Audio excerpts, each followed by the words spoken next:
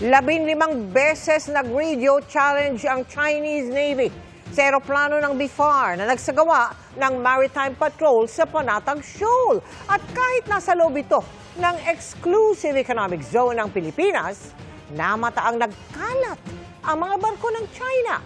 Nakatutok si Ian Cruz. Exclusive.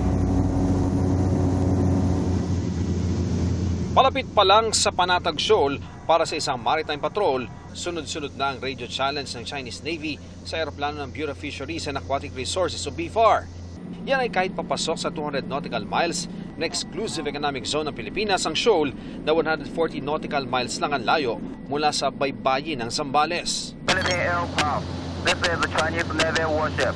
Leave immediately and stay away from this area. Over. China, you are way beyond the 200 nautical miles. Saver country. Please review your charge. Sakay ng parehong eroplano ng BFAR, naispatan namin sa hilaga ng Panatag Shoal ang 4 na Chinese militia vessels. Sa silangan naman ito, may isang puting Chinese militia vessel sa bunganga mismo ng shoal. Nasa labas naman ang 3 barko ng China Coast Guard at 4 na iba pang Chinese militia vessel.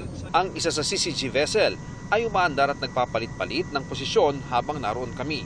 Kanina pa tayo paikot-ikot dito sa Baho de Masinloc, pero itong mga China Coast Guard vessel lamang at mga Chinese militia vessel yung ating namamataan dito. Wala tayong namamataan doon sa loob ng Baho de Masinloc o kahit dito malapit sa paligid ito ng mga mangingisdang Pilipino dahil nga napakatindi ng ginagawang pambabakod nitong mga barko ng China kaya hindi makalapit dito ang ating mga mangingisda.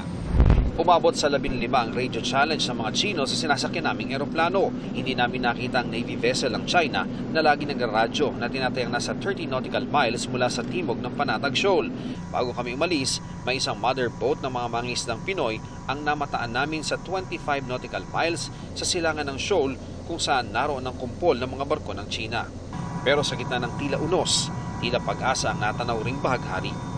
Sakay ng BFAR plane mula rito sa West Philippine Sea para sa GMA Integrated News, Ian Cruz, nakatutok, 24 oras.